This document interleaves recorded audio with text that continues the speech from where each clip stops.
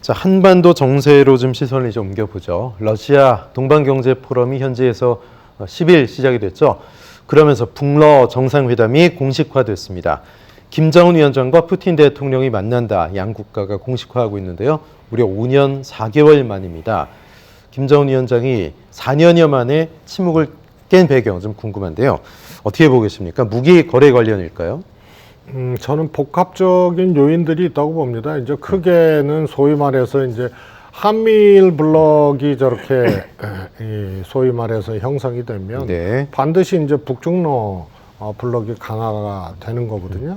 그래서 한반도의 안정적 관리를 위해서는 이 대결 구도에 휩쓸리지 않는 것, 이것이 네. 중요해요. 그래서 한미동맹 하면서도 한미일 군사동맹이라든가 또 이 북중러를 자극할 수 있는 이런 것에 대해서 또 경계해야 되는 게 한국의 안보 상황 속에서의 운명이었어요.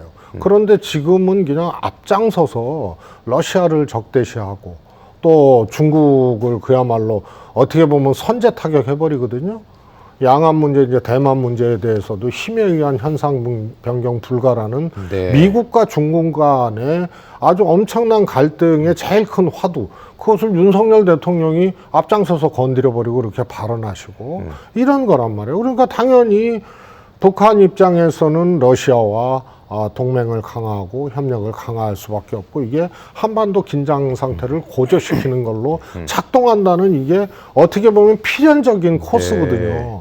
이런 것에 대해서 인지하지 못하고 굉장히 무리한 행보를 집권초에 윤석열 대통령이 해왔기 때문에 그에 대한 예상됐던 그런 이제 러시아와 북한의 행보다라고 볼 수 있고요. 이게 복합적이냐 하면은 북한은 지금 식량 문제, 석유 문제, 그 다음에 이제 소위 말해서 위성, 미사일 기술이죠. ICBM을 완성하기 위한. 그렇습니다. 예. 그래서 위성 기술이나 ICBM 기술이나 같은 거거든요. 예.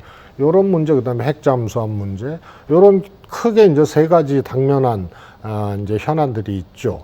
그래서 이제 특히 쌀농사가 안 돼가지고 지금 밀농사나 이제 대체작물 농사를 네. 시작을 했다는 거고, 반면에 우크라이나는 지금 봉쇄 때문에 밀 수출이나 석유 수출이 안 되고 있으니까 아마 북한 입장에서는 위성 기술이라든가 이런 것에 대한 이제 요구가 더 크지 않을까 싶은데, 러시아가 이것을 받기가 좀 쉽지는 않아요.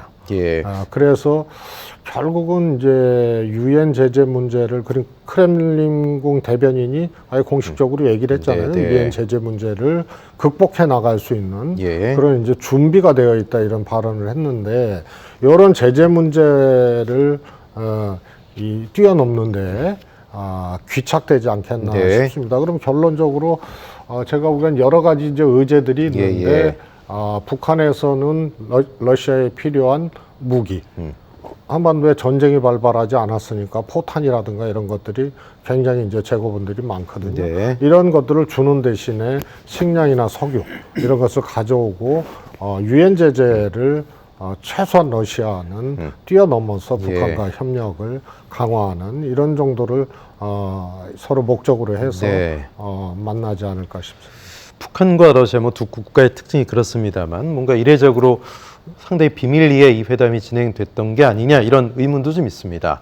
2019년 4월 두 정상회담의 경우엔 일주일 전에 일정이 나왔었는데, 이번에는 뭔가 직전까지 베일에 쌓여 있었던 그런 모습인데, 역시 뭐 러시아는 전쟁주의고 김정은 위원장도 특유의 어떤 신변에 대한 그런 고민 때문에, 안전에 대한 고민 때문에 그랬던 게 아니냐, 이런 관측인데 어떻게 보세요?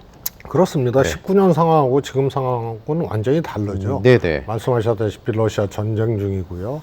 북한은 지금 이 윤석열 정권이 들어서면서 한반도 긴장이 이제 고조되고 있는 상황이기 네. 때문에 더욱더 이제 양국 정상의 회동은 보완이 요구되고 하는 그런 상황, 일종의 이제 비상 상황 속에서 북한과 러시아 정상의 회담이기 때문에 예. 훨씬 더 보안에 치중할 수밖에 없고요. 네. 원래 이제 특히 북한은 김정일 위원장이나 또 김정은 위원장이나 그 행보를 보안에 굉장히 신경을 쓰면서 하는 거죠. 실질적으로 그런 이제 생명의 위협이라든가 네. 이런 것들을 굉장히 크게 느끼고 있어요. 그래서 웬만한 비행기도 안 타는 거잖아요. 그죠? 그렇습니다. 예, 그래서 예. 북한 열차도 그게 한 세트만 있는 게 아니거든요. 네. 뭐 위장도 있고 그죠? 제가 알기로는 50량 이상이 돼요. 어디에 탔을지 모르게. 그래서 6량도 되고 9량도 되고 12량도 되고